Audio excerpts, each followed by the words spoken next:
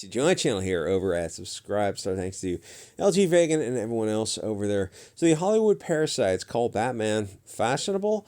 Like, okay, challenge accepted. Thank God we have the Hollywood kitty diddlers to tell us who to hate, because I mean, really, anything they hate is probably pretty freaking awesome.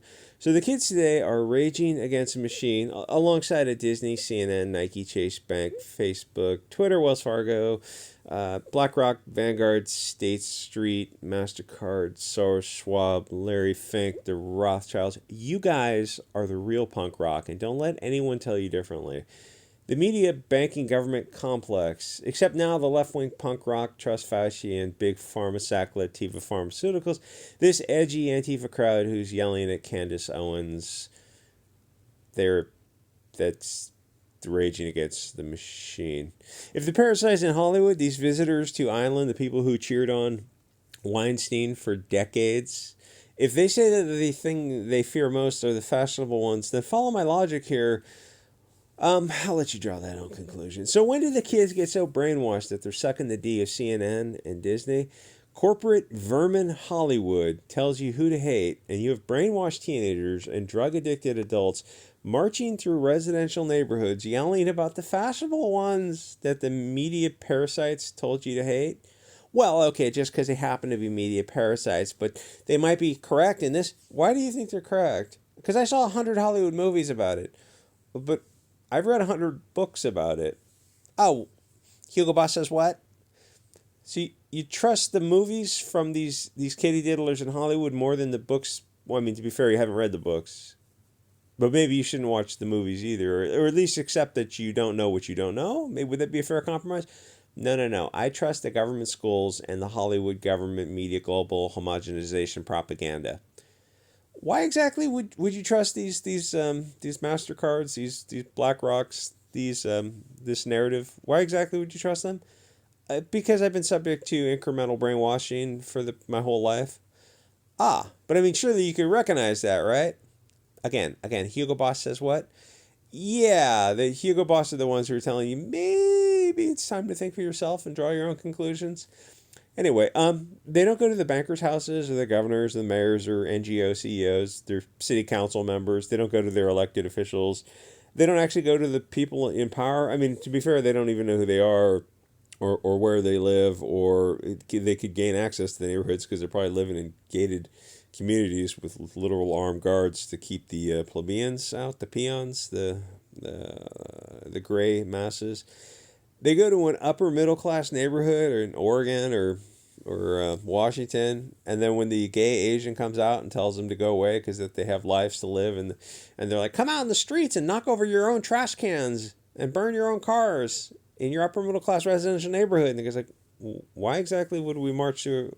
Why are you marching through a neighborhood at all, much less my neighborhood? Or even, we're going to go into the cities and burn down small businesses. Why exactly? Oh, I don't know. We're just doing things. Like, we're just running around doing things. You're in the Chaz and you're in a Tesla and you're passing out ARs. Why exactly? Like, you have the only people who are going to hurt you are like going to be your own people, because they're going to be rival gang factions. It's like, if you think some right wing group is going to come in, like, why did they just leave you alone to eat yourselves? Like, that's literally what happened with the Chaz. Is there were 6 shootings, and it was all their people shooting their people. We're going to run a city. Yeah, it's Liberia, Sierra Leone. I mean, there's entire. So they're fighting the fashionable ones, and like, you go, so do you mean the billionaire bankers or Biden's cabinet, your city council, or the mayor who destroyed your city? Flint doesn't have clean water. My brother in Christ, have you seen Flint's city council? What does that have to do with it? I'm just throwing it out there. Or, maybe Soros judges or district attorneys are like the people who actually have power. No. They think the fashionable ones are Bob the plumber in a $60,000 four-door work truck, or Jack the bathroom tile guy is actually the oppressor because he has a stars and bars or an iron cross tattoo. Let me go even further. Nobody who's waving a crooked cross flag, or has a pug doing a Roman salute, or has a death's head tattoo, that person doesn't have any power to oppress you at all. that guy has zero power. And if he did, if he got some kind of following on alt social media, well, the bankers would just Epstein him, or Seth Rich him, or whatever, if he actually gained a following. He is there to be a red herring for low IQ drug addicts to focus on. The literal Bolsheviks in the media, the government, these $1 trillion parasites told you that the fashionable ones are the greatest threat on earth. While these multimillionaires who live in gated communities with armed guards, who have limos that take them to their Lear jets to go to climate conferences. They fly across the country like one person on a Lear jet, burning, tens of thousands of liters of fuel.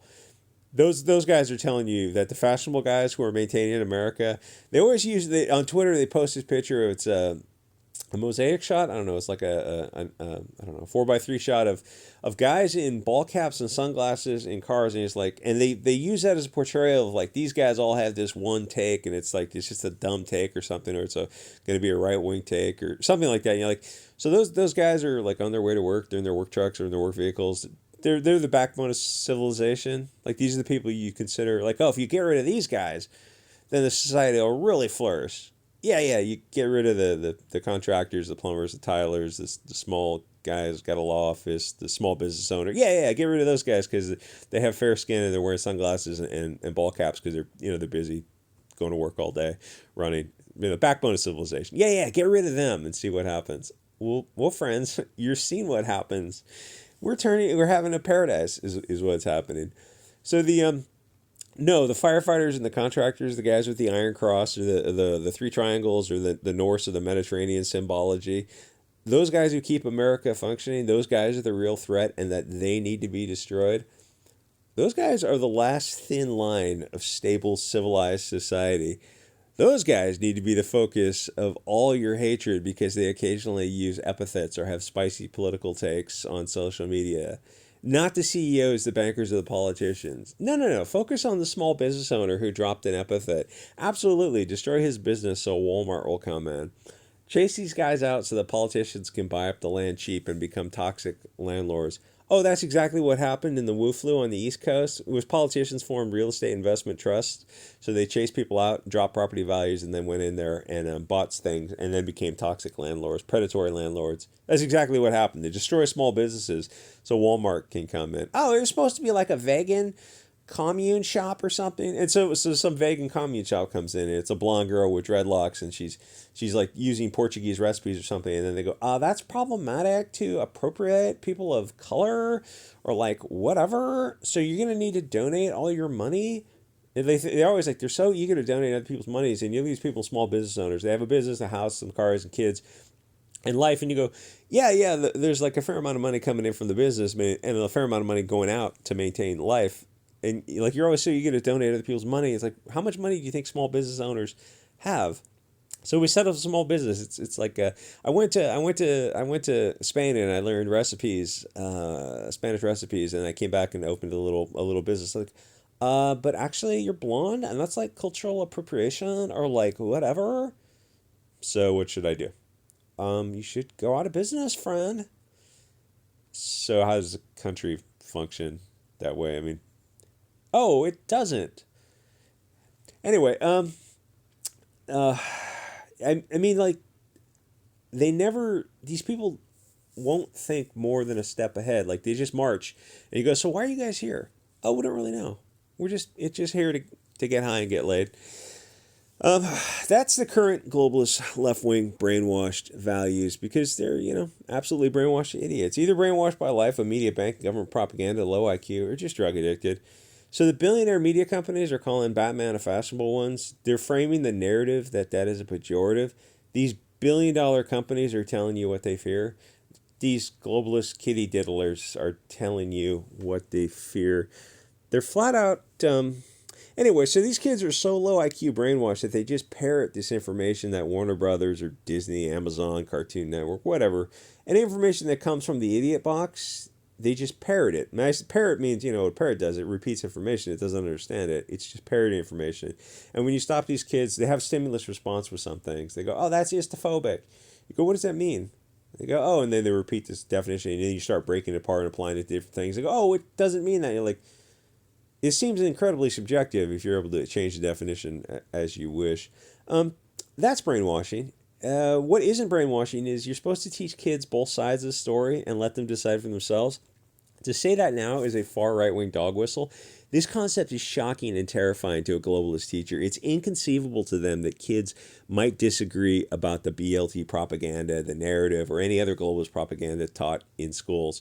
Like, yeah. You sit down with these people having open conversations. Like, we're this school, we're gonna teach kids how to think, scientific method or issue rule analysis conclusion, and then whatever conclusion they want to draw. We're going to teach both sides of an argument. The old adage, you know your opponent's argument. If you don't know your opponent's argument, you don't know your own. So both sides of every situation, and you're going to argue both sides of every situation, as we did when we were in school, whatever the argument was, for left or for right. It's like you learn to argue both sides because you're an adult who wants to be able to think around corners. And you tell the teachers now, and they go, but there are no both sides to these stories.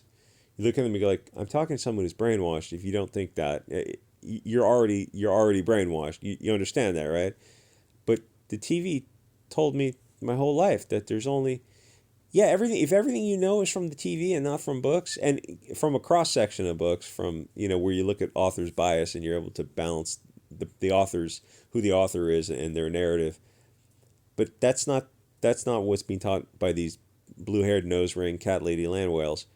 There's only one conclusion to any story, and it just happens to be their conclusion. So you had a group of kids who go, oh, yeah, we have different conclusions. We respect our diversity of thought. And the teacher goes, that's hate thinking. That's hate thought. That's hate symbols. That's hate speech. You're like, none of that's real. That's just subjective propaganda that you've been brainwashed to repeat. There's no such thing as hate anything. That's just a subjective interpretation. What happened to teachers? The funny thing about teachers, they're the most brainwashed, useful idiots available. It's like, all we want you to do is teach them how to think and allow them to draw any conclusion they want. That's a bridge too far, my good man. That's asking the impossible. Anyway, like, comment, subscribe. Thanks everyone over at Subscribe Star, and I'll see you guys all next episode.